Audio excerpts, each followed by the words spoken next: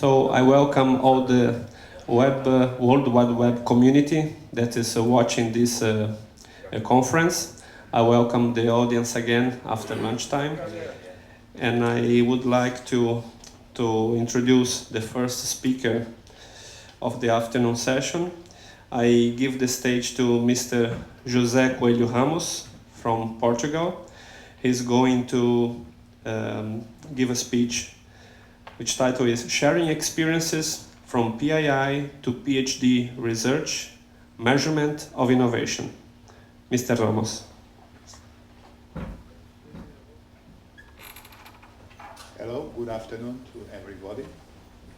I should like to invite you to follow my path after PII in a few words, what I've been doing all these years, and then transmit some information about my thesis work, which is really long, but we'll make it a short overview. So starting in 1967, when I came to PII, the first motivation was to have an international vision. And then after staying, I found it a small world because we get a good connection together, and it was very good experience from that point of view as well. While new friendships were emerging, maybe you can see me in the bus somewhere, I improved my knowledge and competence about engineering, and most important, developing some skills and values which proved to be in the future of great importance. I mean the skills and values such as the value of effort. It's very important to spend time in research to have an effort for an objective. And also the values, for instance, the value of time. How time is important in life and in business. Then I come back to Portugal, skills and values, of course. I come back to Portugal for military service. That was a sudden change in climate and in type of behavior and of work. Angola was in my way for 2 years, and then 3 years later, I start raising a family, which was a good opportunity to have also another perspective, another objectives, and at the same time, I start a long journey of different business. I will not tell you at the moment so much about this experience because it's very diversified and very long. Well, the field of semiconductor industry, telecommunications, information systems, and I have a lot of ups and downs, as everybody, ups and downs. Of course, in these ups, I was trying to behave as working in my own company and having a lot of effort for achieving the objectives which were proposed to the company. The downs were most times financial situations, companies who went into bankruptcy, another situation of partnerships. So while we are working for other people, we have to adapt, adjust to all the sorts of situations which come from the new financial changes, new measures, and all that sort of business situations. I kept a basic rule. Well, it's not a golden rule, but it's a basic rule. Continuous work. I change jobs for a few times, of course, which is good and very important to recreate my activity, but the rule was never spend one day without a job, and I did it well. Every day I had a job while all these ups and downs were falling in my way. Well, suddenly one day I have an invitation from some people in a company which had an institute to make a presentation and to become a instructor or a lecturer. And I was not very receptive to this situation, because I was much used at business activities, to work in companies and in business. And then I put the question, why me to be a teacher? Well, you try. And I have tried. I have tried because the argument was, why don't you come and tell us about your experience? Well, I think to myself, well, while we are in business, we do a lot of things, we have good results, but sometimes we don't understand how we did it. We don't follow a formal methodology, we just keep things doing and running, and later we think, how did we make it? It was really fantastic, but what was the methodology, what was the rule we followed? Well, this type of thinking and knowledge that we can transmit later to the students when they try to understand how is business in real life. And that's the way I have started my activity as a professor, a teacher. At that time, making a lot of training courses, and then later into the degree courses. I have stayed during all these changes, as I said, in different companies, doing different jobs, but later I decided to become stable. And we cannot see it, but it comes after the graph, stable line. This stable line is the... We have to use all the time. Of course. Then I'm sorry. That I repeat it again,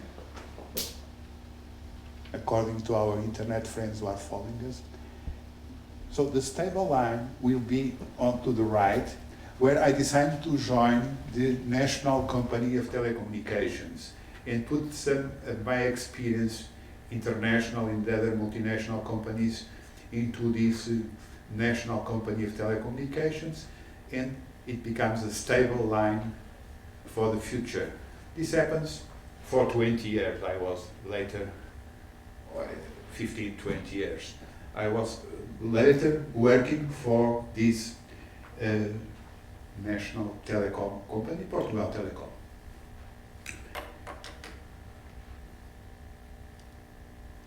Well, now you see a picture, is somebody in 2000, that is my thesis supervisor. So I have decided after these years in being a teacher to make a connection between business experience and academic background. And I start in year 2000 further studies for a PhD degree that I received in 2005. My thesis, that's what I would like now to give you some information about this thesis, is the concept of action for measurement of innovation. I'm using now both hands. This picture looks good because it was on after the thesis. This is my supervisor, which is now the scientific director in NATO in Brussels, and is very well known in Portugal as a scientist in physics, and he was also responsible for our first launching of what satellite with a partnership with an American consortium. It was in the 80s.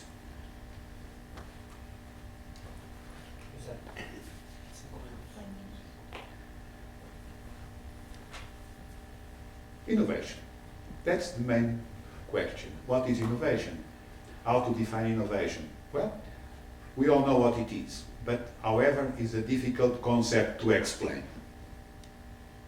There are some similarity with music. That's a subject I have become very interested in the last years. I don't know why, maybe because of traveling. I go to a lot of concerts in musicals and operas, especially classical music, and I found wonderful to see the perception of these different sounds and how some people react to each sound. And with innovation, there is also something similar. A lot of people speak about it, but the perception is very individual.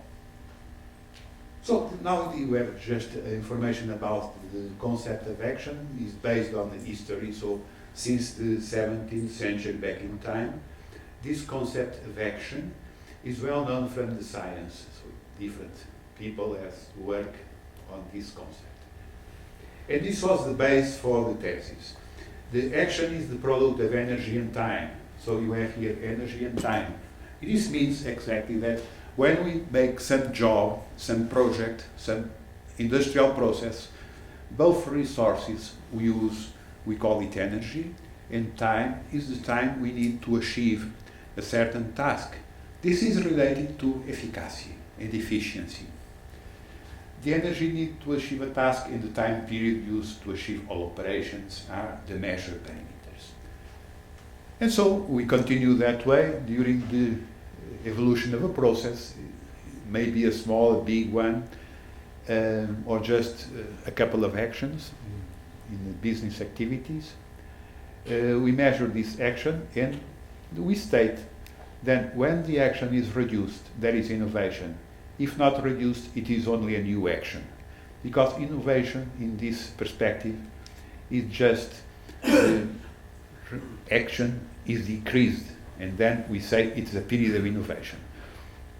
Well, there is the process, we choose a process, I choose a process to collect data.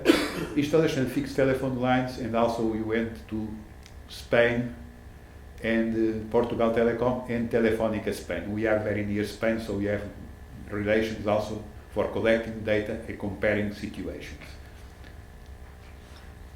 Here you have in the graph some information about this measurement of action. You see here, for instance, the action decreases, here increases. So this is the Second World War. Also we have some political changes in Portugal in this day, so the action increases for the same process. And we say the periods of innovation are going here when the action decreases, the same here. I joined the company around 86, for those 15 or 20 years I speak before. And as you see, we have a lot of introduction here of new equipments, digital exchanges, but the effect on the innovation comes later. It's normal because innovation takes time.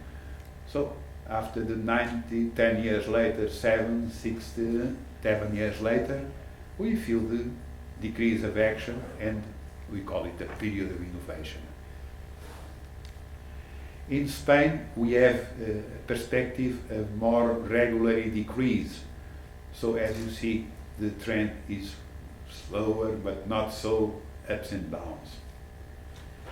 And this is dynamics of innovation. We can choose also with spectral analysis the data correlation and find a relationship between these different factors of the business activity, which are all integrated, such as technologies, organization, management, and the social environment. Portugal is different from Spain, different rules of management, different types of organization, and different types of technologies introduced in company. I also did some work with another process. This time was the ADSL lines in Telefónica Spain, and we found also a relation between investment effort we put on this investment of new equipments for this broadband internet access and periods of innovation, because before this we still have the switching line access and the periods of innovation. So the concept remains valid, also testing with this data. And I put it on the Innovators Toolkit, one more tool to use the application of concept of action. In this perspective, innovation is considered to be a management tool to measure the efficiency, how we use resources, and efficacy, the time we take to achieve a certain result. Both perspectives together join, give the concept of action, we measure action, and we make a correlation with the periods of innovation. Many thanks for your welcome, and many success in your continuation for the future after the PII and all these years. And I feel great gratitude for being invited and for this meeting and for inviting to study in PII at that time, which was really a great decision for my whole life. Thanks a lot for your welcome once again.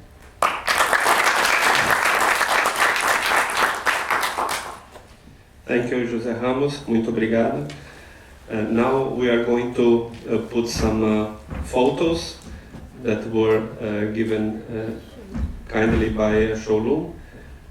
So I would appreciate, so if Sholu can give a short description.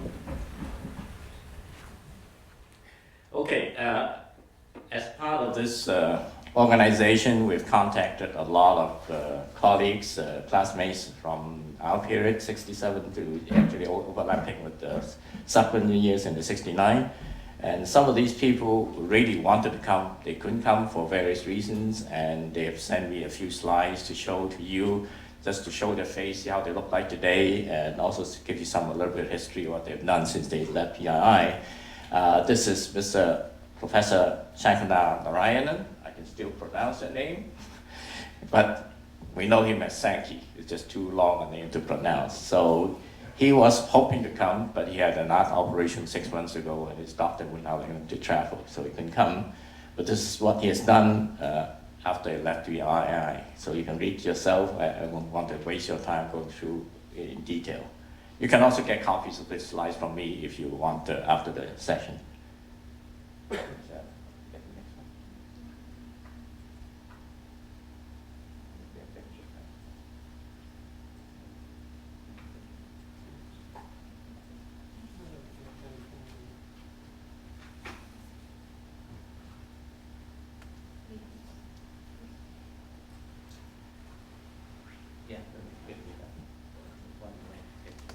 Okay, this is a message from Mr. Mahmoud Sultan, and he's been working together with PEIAA and Cheta. They've been getting together for their year, which is 1966, and they've been communicating with each other over Skype, and they're actually talking about holding another reunion somewhere next year for their own group. And this is a greeting from that group to us, and he's asked us to present this today. So you can read it for yourself.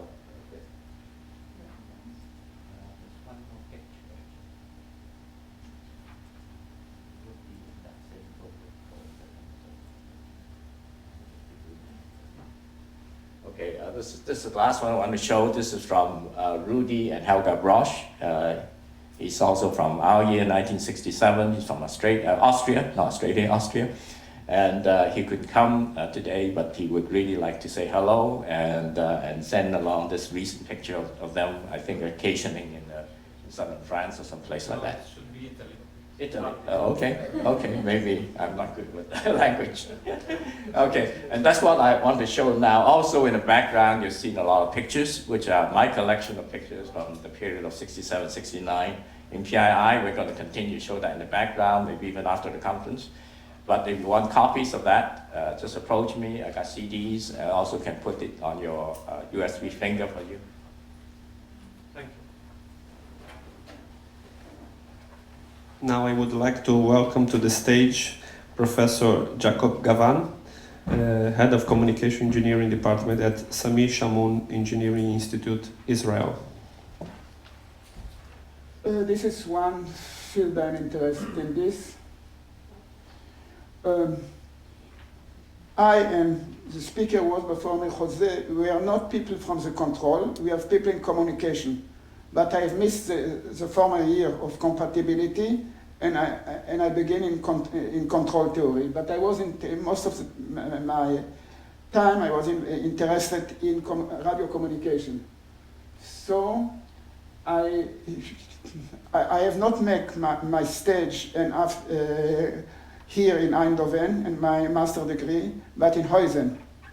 They were working there on radio communication satellite. So the director of my thesis was professor from Delft University, and I had to design a 2 gigahertz oscillator. And at this time they were using some new technique to use printed circuit with with a kind of special ink. So the oscillator worked after 2 weeks, and I was very happy.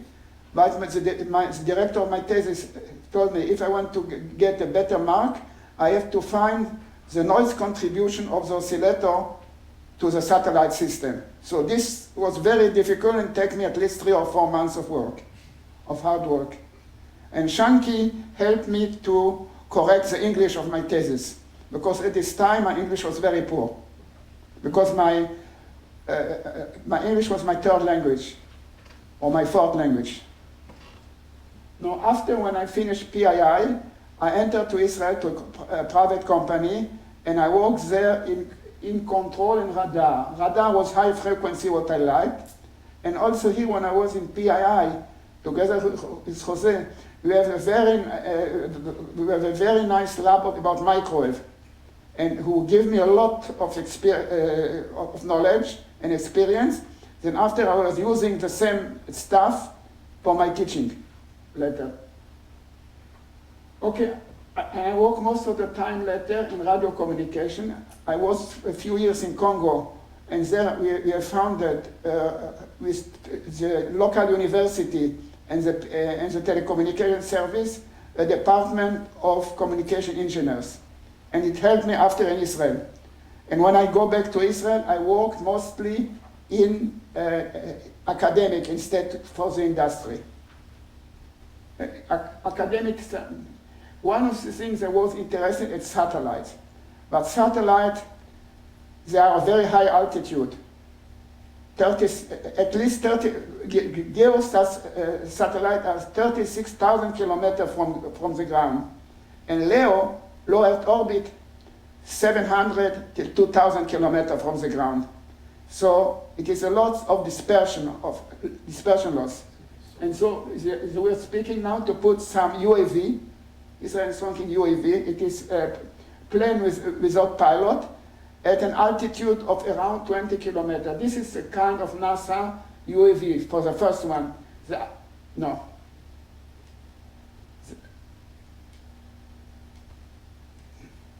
upper part, it is a solar cell, solar energy. Because if you want to build up part. And you have also, it is in the elevation of 17 to 22 kilometers. Why? Because at its altitude is about the jet winds. And the wind velocity is minimum. So it is the best place to pass this platform that can be used as supplement or for satellite communication. This is the best solution for long distance radio communication.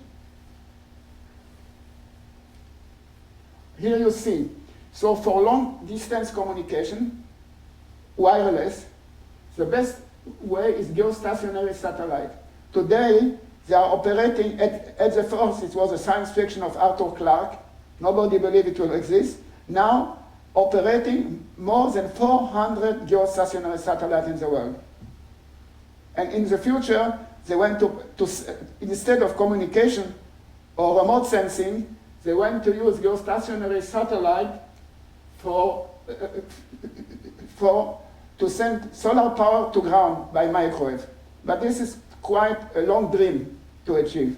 Now we have the low Earth orbit satellite, around 700 kilometers, and now the new solution is beginning to put the hubs at altitude maximum 30 kilometers, 20 kilometers, so the operation range will be only 300 to 300 kilometer radius, no more, but you can communicate it from hub to hub. Here you see the different activity in the field of high altitude platform. You see a lot in United States, also a lot in Japan, and also in Europe. I was in the advisory for European operation. Now you see you have two kinds of high altitude platform. One kind, it is like airplane. They are heavier than air. So they cannot stop at one point a distance. They have to make a circle around to 2 kilometer radius. So it is not very good for communication stabilized. A better solution is we still use Zeppelin. They are using helium gas because hydrogen is too dangerous. It can explode. So helium gas, and this is much easier to stabilize them. Who was the first leader about this? They are the Japanese, and after the United States. Now there are different applications of the high altitude platform. You see, for weather, disaster service, for remote seeing, emergency, many applications. And also for homeland security. This is an example of heavier than air UAV. Its operation is around 18 kilometers. It's it can be manned or unmanned. Two possibilities. 100 of them, they are used in Afghanistan or in Iraq. Now, half of the pilots in the United States, they are pilots of unmanned aircraft. From a long distance, using a satellite, they can control this UAV. But in the future, they will use them for many months for communication, especially in remote sensing. These are lighter than air, at altitude of 20 kilometers with solar cell, and they can have payload till 1,400 kilograms. But they are the first stage. They will, in a few years, they will replace a lot of satellite application. Here you see an example of for instance, the operation range of a HAPS is only around a radius of 300 kilometers. So if you want to big distance, you need also to use geostationary satellite together with the HAPS. And this is good for a communication for a very long distance. Now, it is one problem with the HAPS. The only energy for geostationary satellite and for LEO, it is solar energy. Okay, for geostationary satellite, all the time there's the sunlight. Only twice a year for 40 minutes they are in darkness. But for a HAPS, at an altitude of around 30 kilometers, the solar cell will not, for around 12 hours, they will be in darkness. Or even if you are in if you are in Alaska or in Finland, in winter, for 20 years they will be in darkness. So there's not enough energy to operate. So what can be a good solution is to send microwave energy from the ground. And many people are working on this subject. And here we have Rectena. What is Rectena? It is a rectifier antenna who transform microwave to direct current. You need to fill the battery and for other operation at efficiency more than 80% efficiency. On this subject we're working. Here you see a difference between geostationary satellite, low Earth orbit satellite at 800 kilometers, and stratospheric platform. So what you will see is that for a geostationary platform, you earn 60 decibel. 60 decibel, it means 10 power 6, 1 million times. So the signal on the ground will be stronger. So what is happening? That, for instance, with a satellite, you can, if you are inside a building, if you have not an external antenna, you cannot listen anything. But with HAPS, it will be possible, because the signal will be much stronger, but not dangerous. For instance, many people think that now we're in the third generation of cellular. In the fourth generation of cellular, instead to use base station, that people are afraid of this, they will use the HAPS. So it will not be dangerous radiation at all, and people will not be afraid. Now, it is another application of the HAPS. In Europe, or in Japan, we have very, very fast train. And for a very fast train, if they want internet, they cannot use it directly from terrestrial, because Doppler effect, and also you have to change every kilometer a new station. Now with the high altitude platform, you have a radius of operation, diameter operation of 500 kilometers. So you need 1 or 2 hubs to have communication, fast internet with the train, with very small Doppler effect, because you have a big angle, and the angle who brings the Doppler effect for terrestrial is much bigger. Now, okay, this is one activity. Now I had another activity with our students, the problem of radiation from cellular. The problem, for instance, a base state, the distance is much more important than power, because the power density which penetrated our body decreased at the square of the distance. And the power. So if you have a headset at a distance of a few centimeters of the head, you will have a lot of penetration. And when we increase frequency, the penetration will be less. So it's one of my early students, I arrived to a solution that if like some Motorola or some Samsung equipment that you can open them, you put all the high frequency and high power part on the top, and the antenna is going out. So you put a small flexible coax inside. So from the duplexer, the point of maximum current and maximum radiation is on the top. So most of the energy go to the base station and not to the head. This you can see this in the hub, in the website. Because the engineer from Motorola and AT&T who has designed headsets, they have not taken at all the problem of radiation into effect. And this problem is quite important, because only this